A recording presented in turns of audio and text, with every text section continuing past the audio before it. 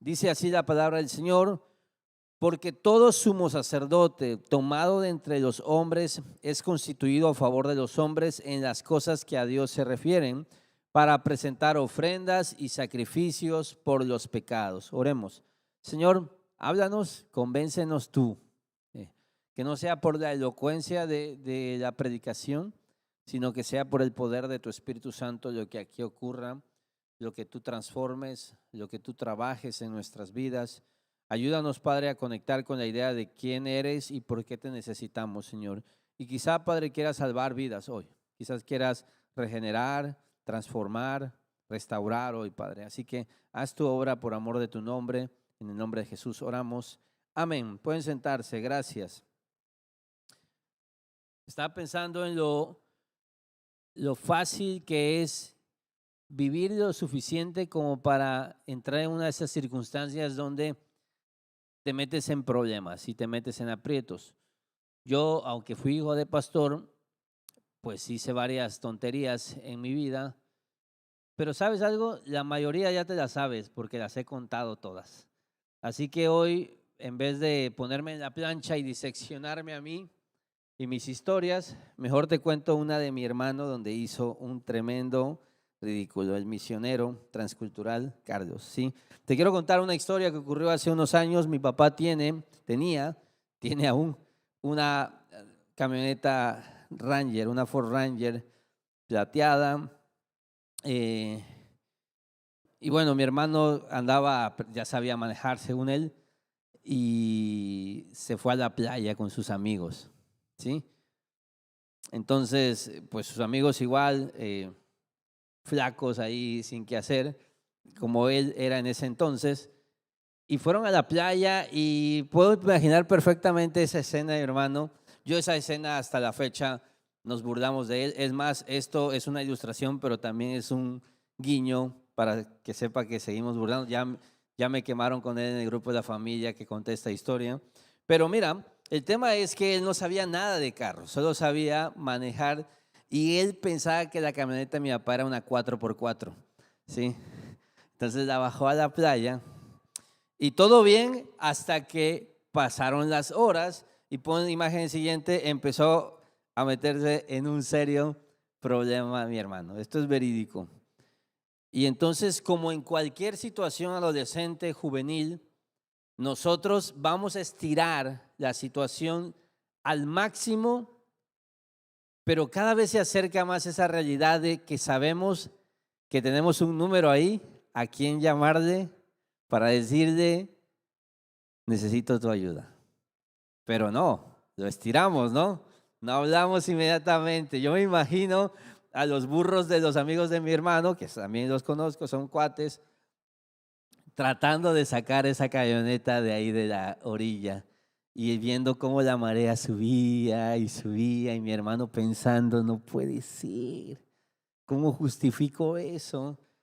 Hasta que el agua te llega hasta acá y siempre hay un número al cual sabes que puedes marcar en ayuda. En nuestro caso lo sabíamos, pero sabíamos que eso tenía un precio. Era llamarle 933-106-2241. Iba a contestarte el pastor Adrián Capitaine Valenzuela.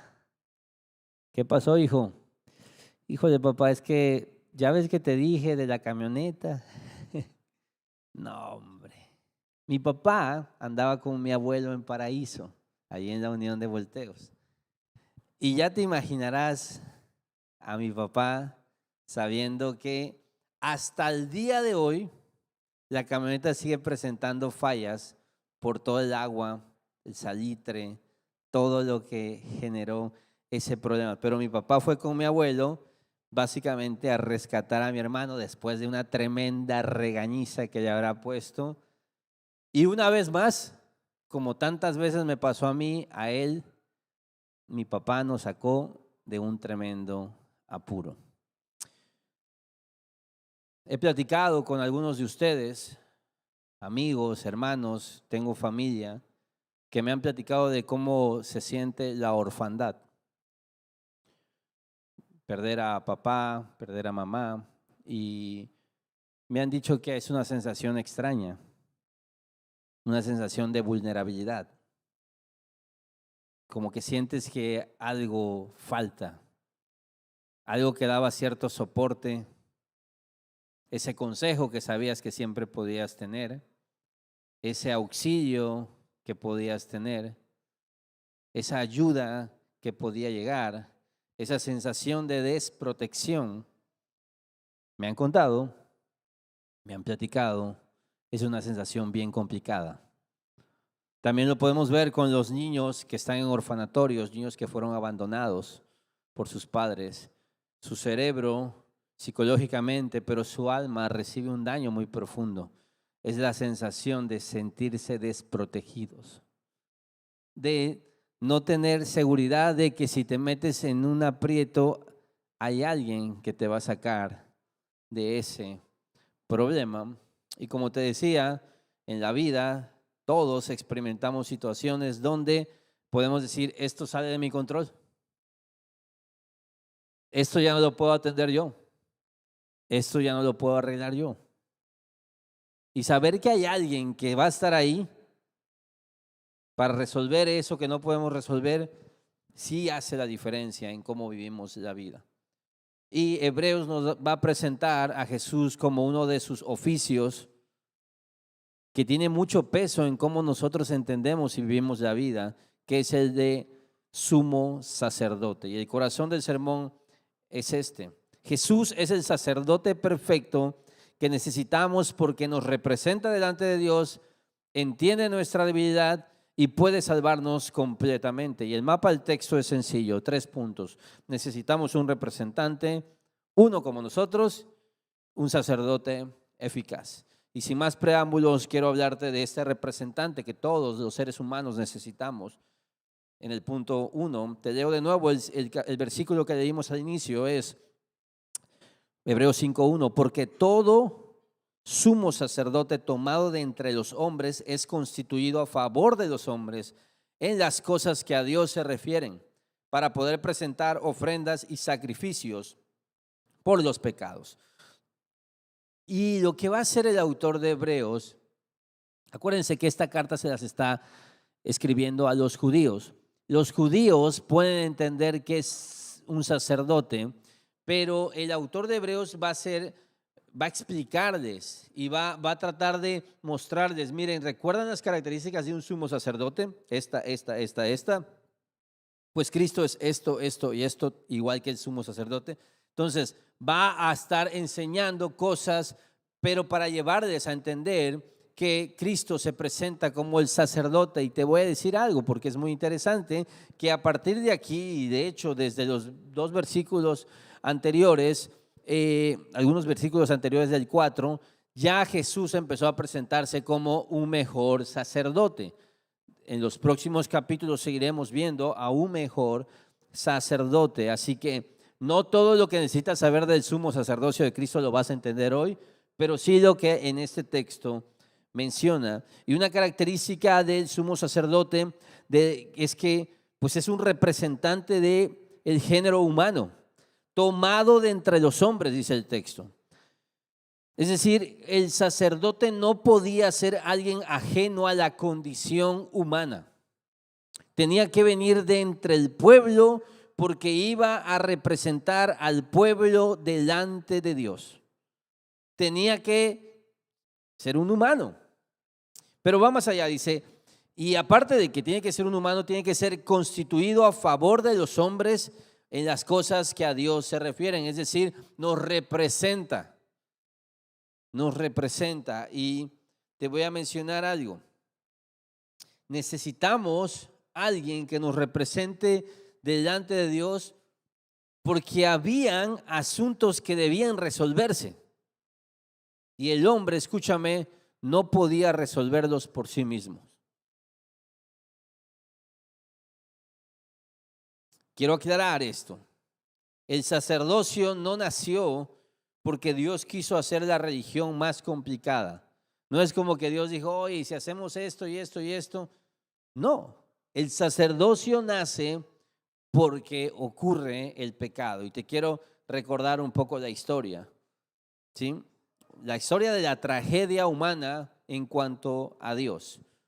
¿Por qué? Porque a lo largo del Génesis y de toda la historia antropológica vemos que algo se rompió entre Dios y el ser humano. En Génesis te quiero recordar que el hombre caminaba con Dios. Había algo que se llamaba el jardín del Edén, el paraíso. Y el hombre caminaba con Dios. Había cercanía, había confianza, había comunión total. Se veía y se hablaba cara a cara con Dios. No había problema en eso, pero ¿qué pasó? El hombre pecó y después del pecado algo cambió. Adán y Eva fueron expulsados del huerto. Fueron expulsados. Y Dios puso querubines, estos ángeles que causaban temor, como guardianes del huerto, que no iban a permitir que nadie pudiera acceder al huerto. Y a través de esa expulsión del huerto del Edén, surge esta idea triste de que el acceso con Dios ya no es igual como lo fue al inicio y como fue el diseño original de Dios para el hombre. Mira, vamos allá. Y la imagen en medio te transmite eso.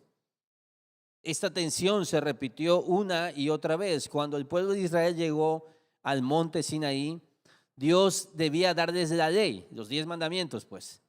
La ley de Moisés se les debía dar al pueblo de Israel. Pero Dios dijo algo, miren, voy a descender para dar la ley, pero nadie puede tener acceso a mi presencia. Cuando Israel llegó al monte se les dio esta advertencia. En Éxodo 19 te la leo. Pongan límites al pueblo alrededor, diciendo, guárdense de subir al monte o tocar su límite. Cualquiera que toque el monte ciertamente morirá. Y eso era verdad. Cualquiera que rompiera esa ley iba a morir. Y lo vemos cuando personas quisieron tener acceso, morían. Tú dices, pero ¿por qué Dios hace eso? Qué cruel. ¿No que quiere estar con nosotros? Sí, escúchame, claro que quiere estar con nosotros. Y así diseñó el mundo. Nosotros somos los culpables de perder el acceso con Él. Tú dices, oye, ¿por qué no lo resuelve? Pues sí lo resolvió en el Evangelio.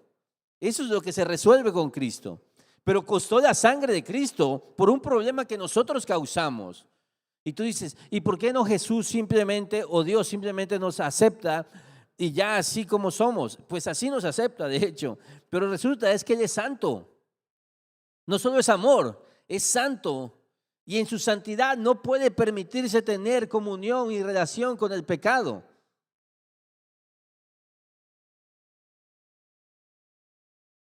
Surgió la noticia, no sé qué tan confirmada sea, pero surgieron rumores de que a ciertos países, y debe ser uno en específico que juega en Estados Unidos para el Mundial, se le pidió una cuarentena de no sé cuántos días. ¿Por qué? Porque hay un surgimiento, un brote tremendo de ébola. Entonces, los americanos están diciendo, y los otros equipos, no recuerdo quién, no es tan relevante la idea, pero mira, ¿por qué? Porque ellos saben que si tienen relación y conexión directa con alguien contagiado, eso puede afectarles. Entonces están pidiendo eso como una cuarentena. Dios no puede respirar el mismo aire que respiramos nosotros, porque somos impuros, porque estamos infectados con el pecado. Y Él es santo. Y Él tiene que guardar bien sus paredes. Y por eso, familia, Él mismo resuelve ese problema en la cruz. Va más allá, porque en el tabernáculo es lo que ocurría, ¿sabes? Hay tantos límites ahí, hay cortinas, hay barreras, hay una separación, hay un lugar santísimo, cerrado. Solo una persona puede acceder una vez por año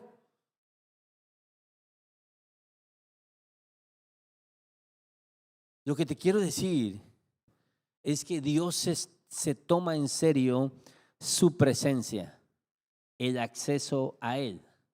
Y nosotros rompimos eso. Y entonces, ¿por qué llegamos aquí? Porque por eso surge la necesidad de que el pueblo tuviera un sumo sacerdote, es decir, un intercesor que pudiera representar al pueblo con Dios para poder tener paz con Dios. La pregunta que surge es, si perdimos el acceso a Dios, ¿cómo puede un pecador acercarse otra vez a un Dios santo? Porque evidentemente no podemos tener acceso a la presencia de Dios. Y antes de seguir, quiero hacer un paréntesis. Porque nosotros sabemos y entendemos que en Cristo ya podemos tener acceso. Y te voy a decir algo que pasa y ocurre. Y es que menospreciamos esa bendición. Como que damos por sentado algo que antes no funcionaba así. Antes costaba mucho poder tener relación con Dios y ahora tenemos acceso a su presencia donde sea, como sea. Que te voy a decir algo, hemos perdido el asombro de lo que era. ¿Sabes el boom que fue cuando la presencia de Dios, que le llamaron esta sombra o esta muestra de la presencia de Dios en Shekinah, en el templo, y cómo la gente, wow, decía, no, la presencia llenó todo el templo y la gente se tiraba al piso y la gente adoraba y la gente lloraba en la reconstrucción del templo? Como no había eso, la gente lloraba de recordar la gloria de Dios en el templo de Salomón. Y te digo algo, muchas veces si no vemos show en la iglesia, sentimos que la presencia de Dios no está. Y subestimamos y menospreciamos el acceso total que en tu casa de rodillas puedes estar frente a frente con Dios a través de Cristo Jesús. Y hemos perdido tanto el asombro por lo que significa que ya no, la gloria de Dios y la presencia de Dios ya no está en un lugar geográfico al que la mayoría de nosotros no podríamos ir en nuestra vida, en Jerusalén, en un lugar del templo.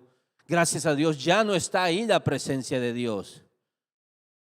El templo del Espíritu somos nosotros. ¿Y sabes algo? Hemos perdido tanto el respeto por eso que ya ni siquiera nos importa cómo nos hace. Hay gente que busca a Dios en el baño, porque obviamente tienes un problema de estreñimiento. ¿Quién tarda más de 10 minutos en el baño? Bueno, dice, pues hago mi devocional. Dios, en la fila del banco. ¿Y sabes qué usamos? Dios está en todas partes. Sí, mi hijo, pero tampoco te pases. Mira, ¿cómo funcionaba antes? Funcionaba así. Entonces, quiero poner sobre la mesa esta verdad. Nuestra necesidad más profunda no es solamente orientación emocional, un alivio emocional de cómo nos sentimos con Dios. Necesitamos consejo, por supuesto, discipulado, por supuesto. Necesitamos ayuda, claro. Pero no es que necesitamos mejorar. El problema humano es muy serio. Hay culpa real, hay pecado real, hay ruptura real entre Dios y el hombre, y hay una santidad real delante de la cual daremos cuentas. Ese es nuestro problema. No es que no me siento bien hoy, no es que, no. Nuestro problema es un problema penal, es un problema legal con Dios. Es culpa, es una ley que hemos transgredido y una condenación. Entonces, ¿qué hago con mi culpa delante de un Dios santo? Y es ahí donde entra Jesucristo. ¿Qué hago con mi culpa? ¿Cómo resolvemos este problema? Mire, ¿cómo buscas resolver tu problema de conciencia culpable? Porque si algo nos ha regalado el Señor al ser humano, es la conciencia. Básicamente la conciencia nos acusa o no. Y entonces en la búsqueda de apagar y como el interruptor de la conciencia, eso que te hace sentir incómodo, que tú sabes que no estás haciendo las cosas bien y quieres ahí y estás viendo y eso que te empieza a ahogar hasta que ya pides ayuda, pero muchas veces estamos tratando de apagar eso con entretenimiento, anestesiándolo, es decir, como que dormimos esa bendición que nos ha dado Dios, la dormimos, no queremos pensar en eso. ¿Cómo buscas resolver ese problema? Pero otros buscan ese sacerdocio funcional a través del desempeño. Y te voy a decir algo, tú sabes que andas mal, pero mientras todas las cosas te salgan más o menos bien, tú dices, uy, llegas así, 11 de la noche, ¿no me mató Dios? Mis hijos todavía me quieren, mi esposa está como si nada, tuvimos comida, igual y no estaba tan mala cosa. Y te pones tu pijamita, te acuestas a dormir y duermes tranquilo como un bebé. No pasa nada. No has resuelto tu problema, ¿eh?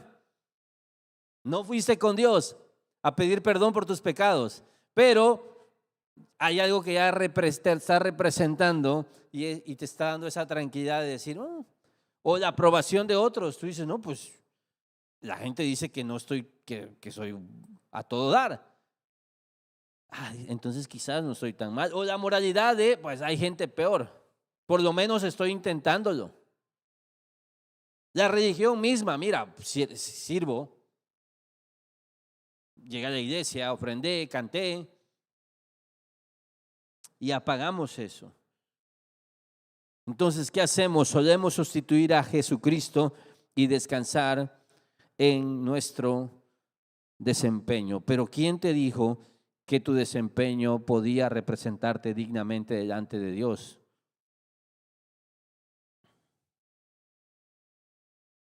Llegará un momento en que todo eso va a reventar y tú te tendrás que preguntar, ¿tengo a alguien que pueda resolverme esto? ¿Tengo un sacerdote intercediendo por mí? Eso es lo que hacía el sacerdote, te representaba delante de Dios. ¿Tengo a alguien que entre por mí? Solo una vez al año, escúchame esto. Solo una vez al año, no como nosotros que todos los días, a cualquier hora podemos buscar reconciliarnos con Dios.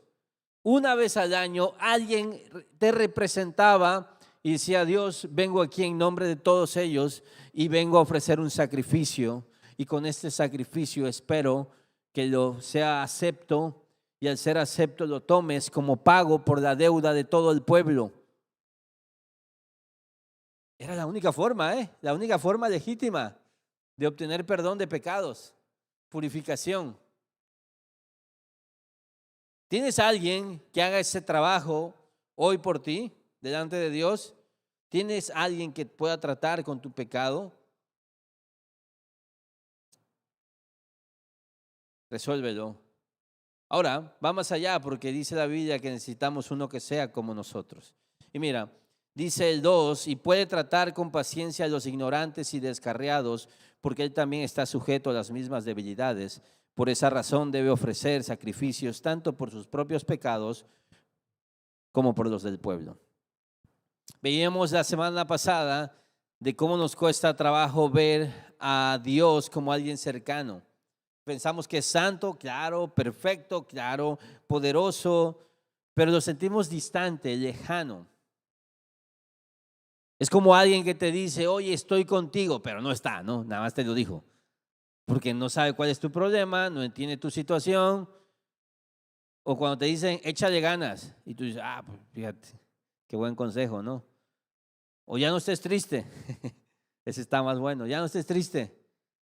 Y muchas veces tienes esa sensación de decir, no entiendes. Mis hijos cuando andan en el drama es la que dicen, me están tratando de explicar y están así, no, pero hijo, pero ¿cómo? No, papá, ya, nunca me vas a entender, me dicen. Imagínate las criaturas, 6 años tienen. No lo entenderías, me dicen. Y yo, pues explícame, quiero entenderte. No, papá, no. Casi como esos son problemas, esto trasciende a tu capacidad pastoral, papá. Sí me la aplican, todo el tiempo. Pero ¿sabes algo? Nosotros a veces hacemos eso con Jesús y nos cuesta trabajo creer, nadie me entiende como Jesús. No, nos cuesta mucho.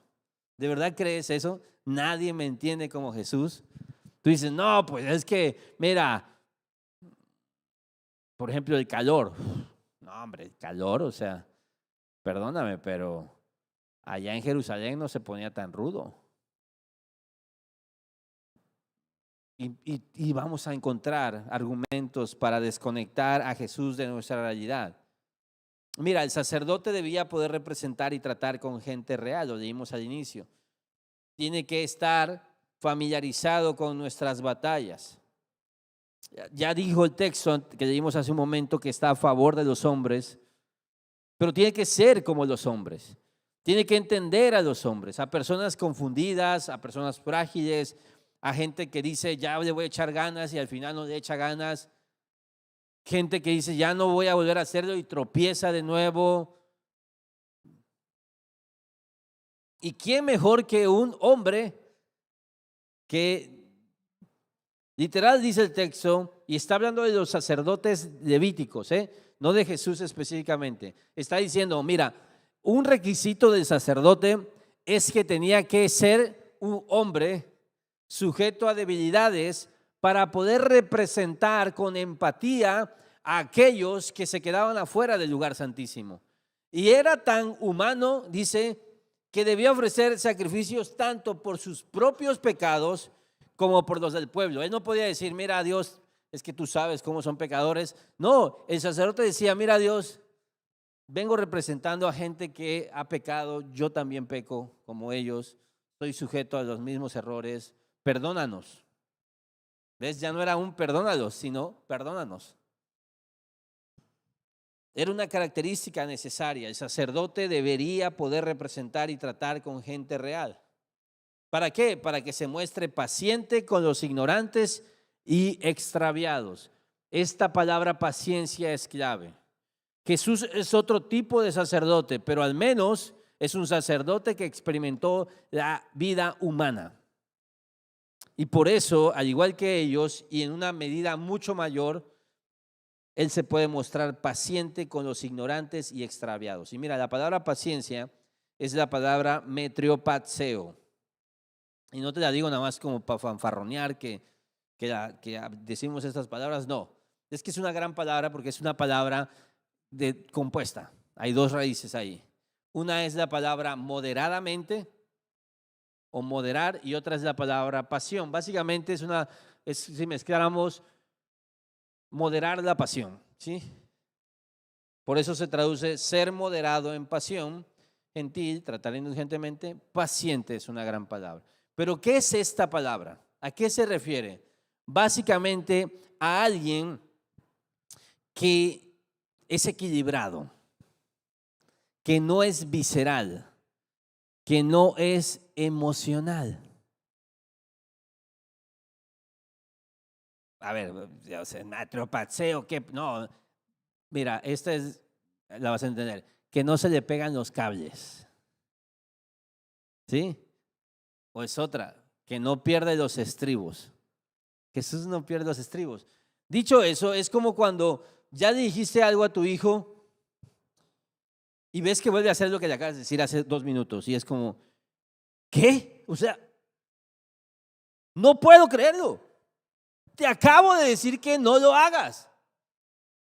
No, ¿cómo es posible? No me cabe en la mente que hayas hecho esto, si te lo acabo de explicar. Y lo vuelve a hacer. Y lo vuelve a hacer. Y te alocas, pues. Y explotas. Eso es algo muy natural, vergonzosamente, en la experiencia humana. Reaccionar emocionalmente a las fallas. Jesús no es así. Básicamente, durante 40 años, 50 años, has cometido el mismo error que ya te explicó 1000 veces. Cómo no hacerlo, cómo sí hacerlo, por dónde no ir, por dónde sí ir. Y tú sigues haciendo lo mismo. Y yo vendría y le diría, Jesús, ¿sí te acuerdas lo que básicamente llevamos toda la vida tratando de resolver? Y que justamente el año pasado dije y te prometí en la conferencia de hombres, y que justo a final en diciembre dije, ahora sí las cosas van a ser distintas, y que justo a inicios de año, y que justo la semana pasada me lo repetí. Pues, ¿qué crees, Jesús? Lo volví a hacer.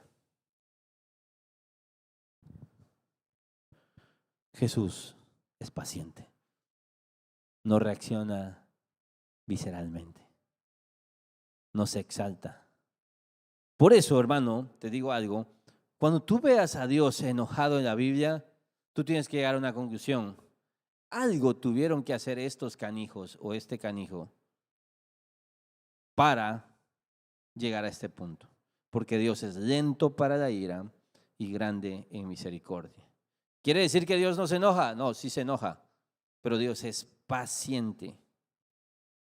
No solo eso, Él entiende nuestra debilidad de una manera superior. Dice el 5 del 7 al 8, dice, mientras estuvo aquí en la tierra, habla de Jesús, ofreció oraciones y súplicas con gran clamor y lágrimas al que podía rescatarlo de la muerte.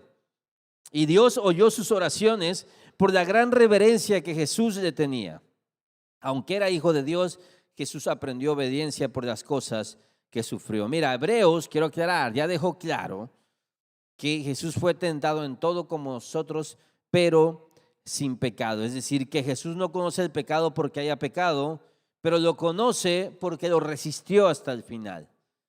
Dicho de otra manera, y lo vimos la semana pasada más extendido, quien más entiende una tentación no es quien más cayó en ella, sino quien la resistió hasta el final.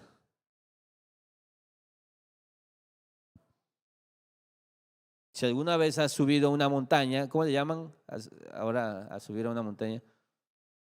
Hiking, sí. Si yo alguna vez ya estuve en Peña de Bernal y estuve en el pico de Orizaba, fíjate, el pastor Adrián está cañón, ¿sí? Me dio mal de montaña, no pude hacer nada en el pico de Orizaba, pero siempre tú estás allá, sientes que estás en la cima del mundo y siempre viene un loquito bajando así de la montaña, que básicamente ya fue casi al Everest, ¿sí? Y él te puede contar.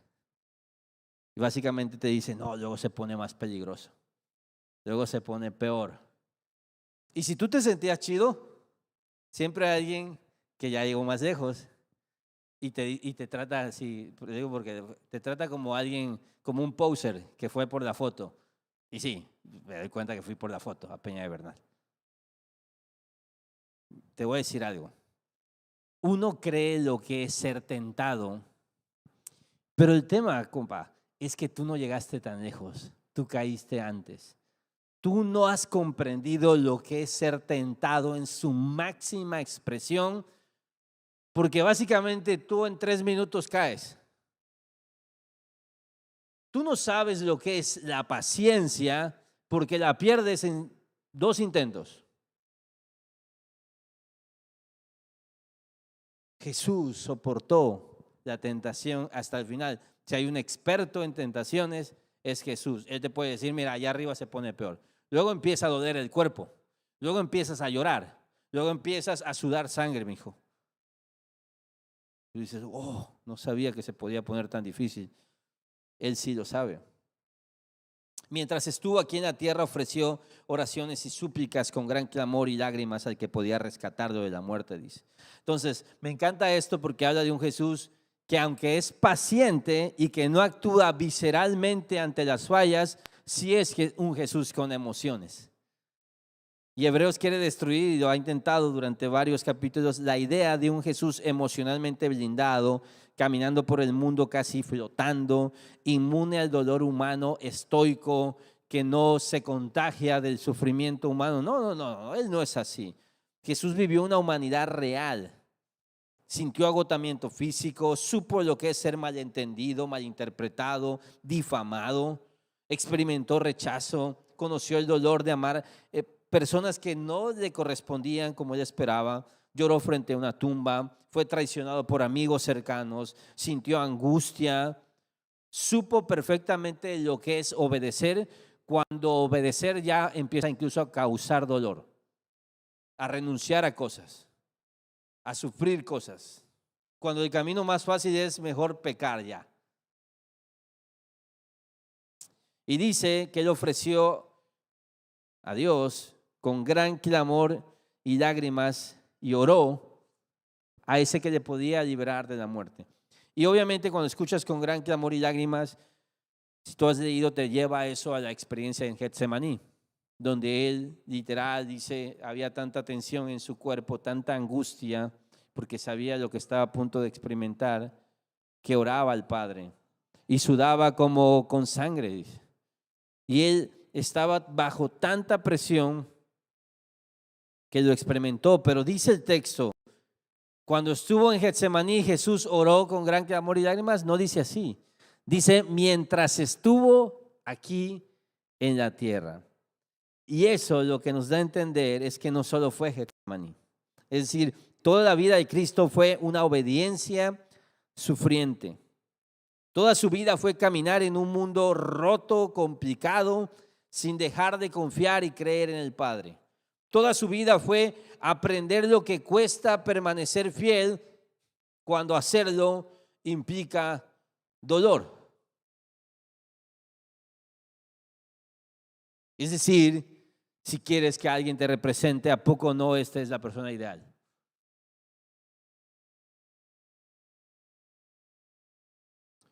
Experimento muchas cosas en el equipo de fútbol de mi hijo, pero a veces la otra vez se fueron a penales, ¿sí? Entonces es muy chistoso porque cuando hay penales, todos los niños empiezan a hacer así, así se le pegan va caminando el entrenador y los niños así, todos quieren cobrar el penal, todos, los que acaban de llegar, los que no saben pegarle, todos quieren cobrar el penal porque se supone que eso es lo que hay que hacer, ¿no? Y entonces yo veía a mi hijo así, y yo dije, a ver, Adrián, la hora de la verdad, no estás listo, él no ha entrenado penales. Así que pueden pasar dos cosas, que experimente el quebranto de querer hacer algo para lo que no está capacitado, o que Dios haga un milagro, ¿sí? Pero sabes, ya están complicándose la cosa y varios fallaban. Y yo sé que hay 2, 3 ahí que llevan básicamente de los 2 años entrenando en ese equipo, son buenísimos. Y ya uno empieza a pensar en el equipo y dices, si quiero que alguien tire el penal, yo sé quién debe hacerlo. ¿Y sabes quién más sabe? El entrenador. Entonces, para el lamento de todos los niños, ponen al mejor representante del equipo a cobrar. Escúchame, así es como funciona. Si nosotros somos listos, queremos a alguien que nos represente como humanos, que haya experimentado la vida humana, no hay nadie como Cristo. No hay otro como Cristo. Y de hecho dice la Biblia que Dios oyó sus oraciones por la gran reverencia que Jesús le tenía. Aunque era hijo de Dios, Jesús aprendió obediencia por las cosas que sufrió. Es interesante que dice que Dios le oyó. Y tú dices, ¿por qué si murió? Bueno, Dios le oyó porque lo resucitó. Y dice, aunque era hijo de Dios, Jesús aprendió obediencia por las cosas que sufrió. Y no es que no era obediente antes, es que mira, cualquier persona puede decir, yo voy a estar con Jesús hasta el final, pero hemos aprendido en los capítulos anteriores que la verdadera fe es la fe que se prueba. Y cuando está hablando de obediencia, está hablando de fidelidad completa, total, perseverante, que no se raja. ¿De qué está hablando entonces? Que la obediencia de Jesús fue probada, fue llevada al horno, fue demostrada bajo presión, porque cualquiera habla de fidelidad cuando no cuesta nada. La obediencia verdadera, profunda, madura, aparece cuando Incluso cuando confiar en Dios implica dolor. Y Jesús caminó ese sendero obediente hasta el final. Él, a eso se refiere con que aprendió obediencia, es decir, confirmó la obediencia a lo sumo. De nuevo, nosotros tampoco hemos llegado tan lejos nunca en la obediencia.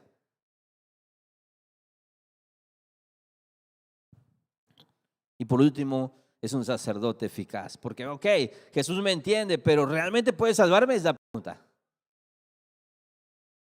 Porque nuestro problema más profundo, de nuevo, no es solamente emocional, aunque es muy común reducir a Jesús y al cristianismo, a la iglesia y las oraciones a resolver mis emociones.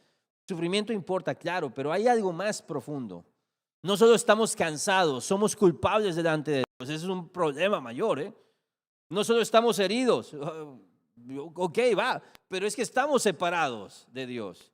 No solo estamos confundidos, es que estamos moralmente quebrantados, dañados, rotos.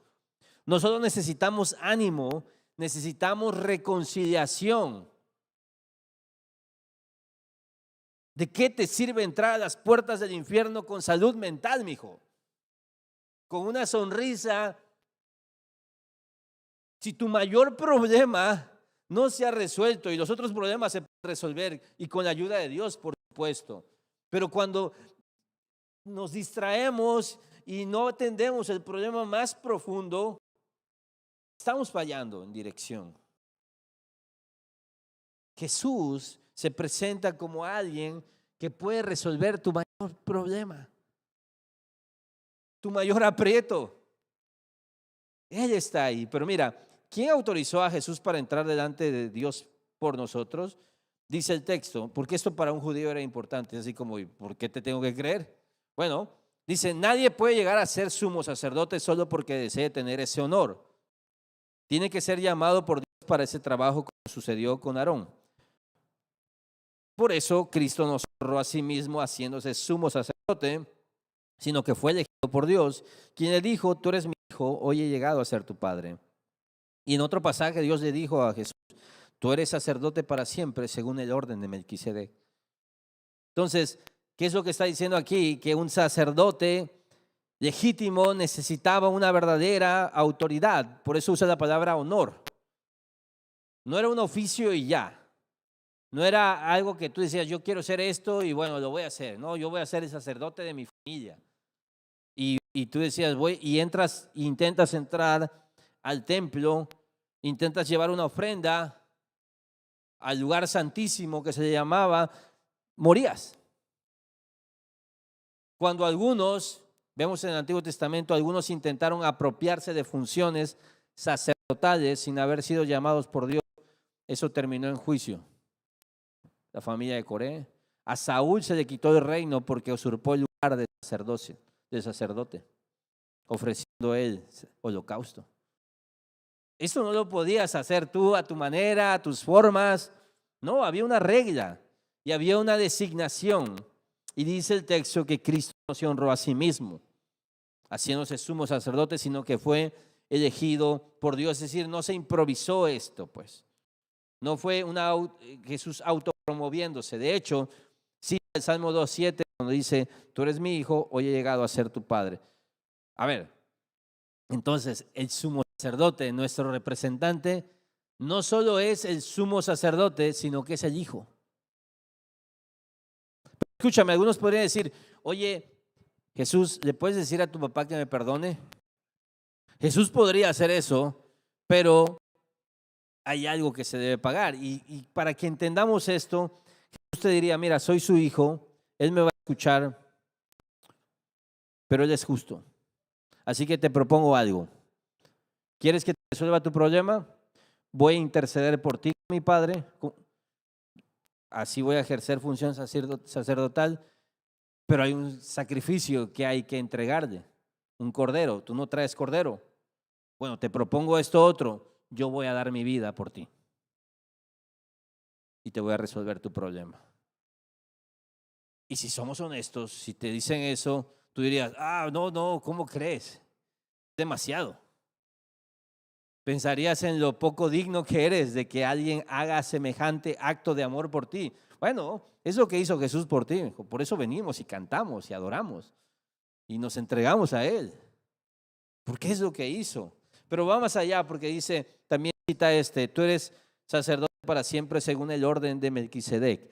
Y mira, esta es una idea que Hebreos va a desarrollar más adelante. De hecho, si tú lees Hebreos, si tienes ahí tu idea, tú puedes revisar que va a mencionar a Melquisedec, pero luego como que el autor, como un instinto pastoral, dice, pero a ver.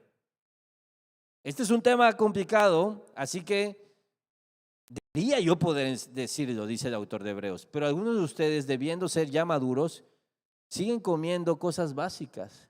Es decir, ya están grandecitos, pero actúan como niños y los regaña. Entonces, las próximas semanas estaremos en esas partes donde se supone el autor de Hebreos que todo cristiano debería saber antes de regresar a Melquisedec. ¿Sí? Ahorita no nos vamos a meter con Melquisedec, pero básicamente Melquisedec fue alguien que se encontró un día a Abraham y era un sacerdote. Oye, ¿de dónde vienes? ¿Quién sabe? Había un lugar, sí, claro, pero se llama Rey de Justicia y como una figura extraña porque no tenía genealogía y recibió adoración. Entonces, los judíos lo tomaban como, hay sacerdotes que son el orden de Aarón, el sacerdocio levítico, pero hay otro tipo de sacerdocio, que no es y por eso es el orden de sacerdotes de Melquisedec, así se le llama. Luego nos meteremos más de fondo, pero básicamente es otro orden, un orden superior, es un sacerdocio permanente, eterno. ¿Por qué? Porque los sacerdotes levíticos morían, de hecho pecaban constantemente, su ministerio terminaba, tenían que repetir una y otra vez sus sacrificios porque nunca resolvían el problema, pero Jesús no es como ellos, Él es mejor. Así que detente un momento y piensa en la dignidad de Cristo. Pensemos en esto. No estamos hablando de un mediador cualquiera. Estamos hablando del Hijo eterno de Dios. Su dignidad es tan grande que Él puede cargar el peso de una salvación eterna. Ningún sacerdote levítico pudo hacer eso. Escúchame, ningún profeta podía hacer eso. Ningún hombre podía lograrlo. Ni siquiera un ángel. Por eso es que cualquier idea que pone al hombre como un intercesor, ejerciendo y usurpando la dignidad de Cristo como el único mediador y el único redentor y el único intercesor, es peligrosa. No hay ningún pastor, ningún líder, ningún sacerdote, ningún apóstol, ningún papa, nadie nos representa delante del Padre más que Cristo Jesús. Cualquier otra cosa es idolatría, es usurpar un lugar que solo le pertenece a Cristo Jesús. Cualquier otra cosa es un ataque directo contra su dignidad. Tengamos cuidado, familia. Tengamos cuidado. Hay gente que ora por nosotros, hay gente que nos ama, hay gente que nos ayuda, pero el único que puede entrar delante del Padre y por sus méritos representarnos es Cristo. Por eso es el centro de la iglesia, porque el problema no era superficial, no era pequeño, la deuda no era manejable, ¿sabes? No es algo que tú puedes resolver echándole ganas. Se necesita alguien con valor infinito para tratar con una culpa infinita. Entonces, si esto es verdad, piensa entonces así. Tu salvación no descansa sobre la dignidad de tu obediencia, sino descansa sobre la dignidad de tu sacerdote. No descansa en qué tan buena semana tuviste, sino en quién está representándote delante del Padre. Y si piensas lo contrario, entonces un día tendrías que decirle a Jesús, oye, Jesús, es que esta semana, estoy en mi prime, hijo. Leí la Biblia más que nunca, hice esto. Mira, ahorita dame chance, tú siéntate, has trabajado mucho, ahorita yo voy a entrar a la presencia de Dios. Porque yo creo que esta semana sí estoy al tiro. No funciona así. Ni aún en tu mejor semana tendrías la dignidad suficiente la santidad suficiente para acceder al huerto. Pero Cristo lo hizo por nosotros y siempre va a estar disponible. Así que cierro esto diciendo, de ese modo Dios lo hizo apto para ser el sumo sacerdote perfecto. ¿Cómo? Experimentando la vida humana, atravesando la vida humana con obediencia, con sufrimiento. Y ya es uno perfecto porque no solo resuelve el asunto, sino que nos entiende, nos representa, nos acompaña. Y por eso llegó a ser la fuente de salvación eterna para todos los que obedecen. Y Dios lo designó sumo sacerdote según el orden de Melquisedec. Es decir, Jesús vivió, sufrió, fue probado, lloró, obedeció, resistió, fue a la cruz, resucitó. Ya no falta nada. Jesús completó perfectamente el camino necesario para convertirse en nuestro sumo sacerdote perfecto. Ya no falta nada. Ya no falta nada. Él murió por mis pecados, no solo los que cometí, los que voy a cometer. Él me va a representar en todas estas cosas, en todos estos eventos. En mis mejores semanas y en mis peores semanas, yo voy a poder acceder a la presencia de Dios, doblar mis rodillas, abrir la palabra y estar convencido de que soy aceptado, no por mis obras, porque nunca lo lograría, sino por la obra de Cristo. Porque Él es la fuente de salvación eterna para todos los que le obedecen. Y escúchame, todos los que le obedecen no son los que nunca fallan, porque obviamente estaríamos tronados todos. No, no es salvación por obras o por desempeño. Acuérdate que obediencia está conectada con el contexto del pueblo de Israel que desobedeció en incredulidad. ¿Qué es esto? Confiar, aferrarse, acercarse, no endurecer el corazón, perseverar hasta el final. Mira, la fe verdadera persevera, permanece. Cuando flaquea, se acerca de nuevo, no se aparta por completo. Entonces, lo que está expresando aquí es Jesús es fuente eterna de salvación para todos los que obedecen en seguir creyendo hasta el final, pase lo que pase. Escúchame, hagas lo que hagas. ¿La fuente cesó? No, es fuente eterna. Hayas echado a perder lo que hayas echado a perder. La fuente cesó, es fuente eterna. Puedes venir de rodillas arrepentido, como estés, y decidir confiar en Él. Entonces, pido a la banda que suba. Quiero preguntarte, ¿quién está cargando realmente el peso de tu alma? Cuando fallas, ¿quién responde por ti?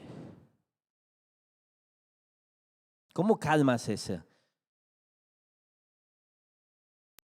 A veces queremos un alivio emocional, ¿sabes?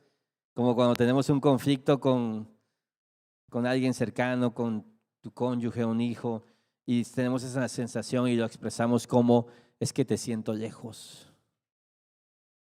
Y queremos una sonrisa, un gesto, un abrazo, una declaración que alivie emocionalmente el pesar que tengo. A veces queremos eso en el pecado, pero necesitamos mucho más que eso. Necesitamos una convicción verdadera de que podemos tener acceso con el Padre y podemos ser amados, recibidos y abrazados por el Padre, pero no por una sensación meramente emocional, aunque sí hay emociones ahí. No, sino porque la culpa fue pagada a través de nuestro sumo sacerdote.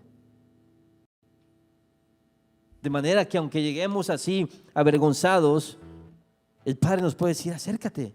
Y tú, Dios, pero ¿no sabes lo que pasó esta semana? Y Él te va a decir, claro, Jesús pagó por eso acércate. Entonces no hay nada ahí pendiente. No, Jesús completó eso. Jesús intercedió por ti. Yo ya lo sabía. Entonces, ¿puedo acercarme? Claro. Costó la vida de mi hijo. Entonces, quiero cerrar nada más pregunta. Porque hay gente que dice, sí, pastor, pero tú no sabes lo que yo hice. yo lastimé, yo fallé. Es más, es que yo soy cristiano de mucho tiempo, entonces es más complicado. Yo lo entendería en alguien que no.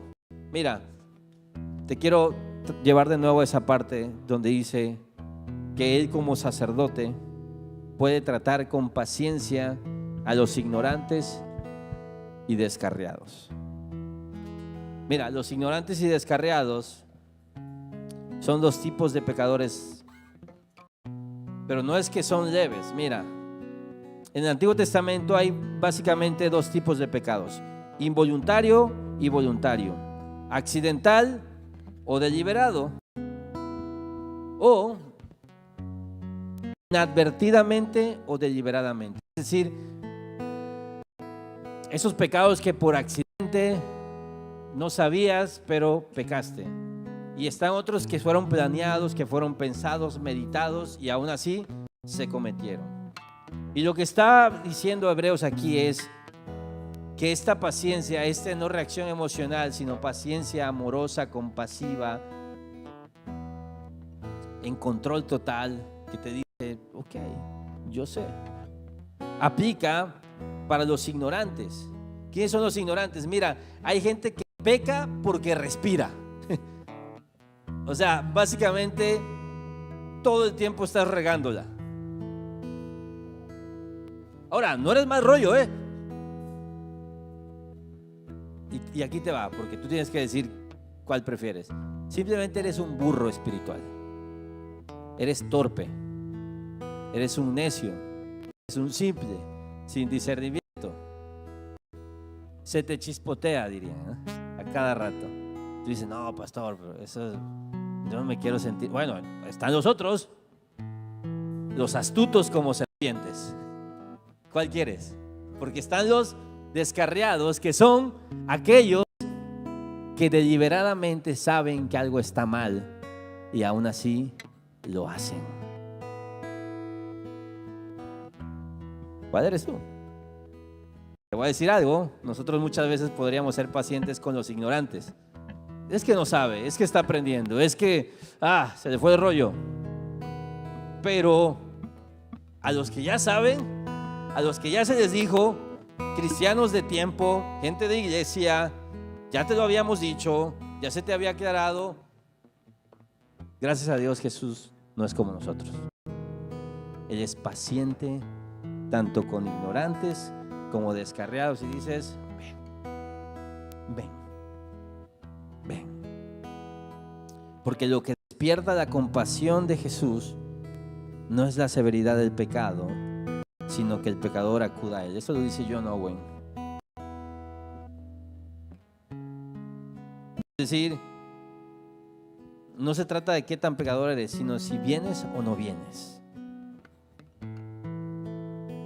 Y si Jesús no fuera paciente, ya no estarías aquí, Se demuestra que su paciencia es más grande que nuestro pecado, en el sentido de que sigues aquí.